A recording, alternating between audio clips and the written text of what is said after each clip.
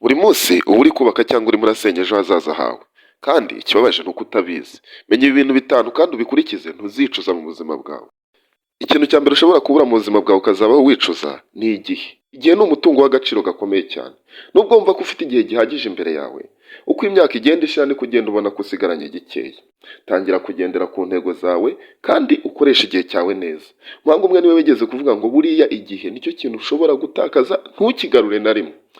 Niba ufite umwanya wukoresha, kubera yuko amafaranga yo ufite ashobora kwikuba inshuro nyinshi cyane mu gihe gitoya, ariko igihe watakaje ukora ibintu bidafite umumaro ntabwo ushobora gusubira inyuma ngo ukigarure.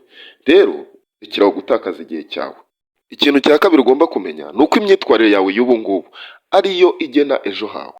Ukwiye kumenya ko inshuti uhitamo, imyitwarire yawe ku kintu runaka, uko witwara ku bandi byose bifite ingaruka ku buzima bwawe bw'ejo hazaza. Hitamo inshuti nziza kandi wige kuvuga oya ku bintu bitagufitiye inyungu.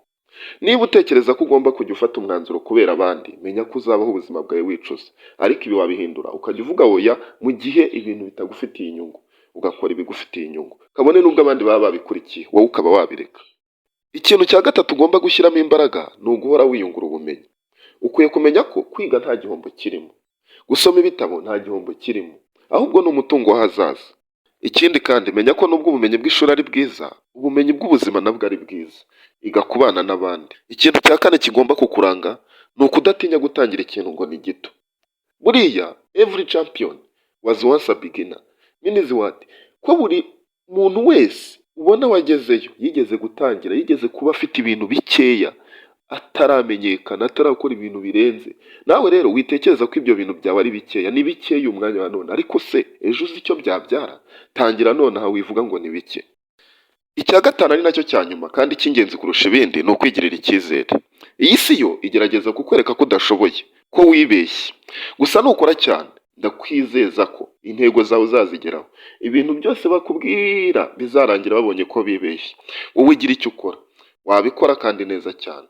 Ibi bintu bitanu uko twabivuze ni ingenzi byose kandi biruzuzanya. Gusa nubura icyizere bizarangira nta na kimwe ukoze. Niba wumvise ko ibi bintu bitanu byakurinda kuzavuga ngo iyo mbimenya, ukaba wanyuzwe, ukaba wumvise kuko iki kiganiro cyari ngombwa, ukaba utarigeze ukora subscribe kuri Never to Hub, ndakwifuriza kuyikora kubera yuko iyi channel ikugezaho inama, ikugira inama zatuma utera imbere, zatuma uva mu buzima urimo. Ibi ngibi wabikora, bikore. I love you too much.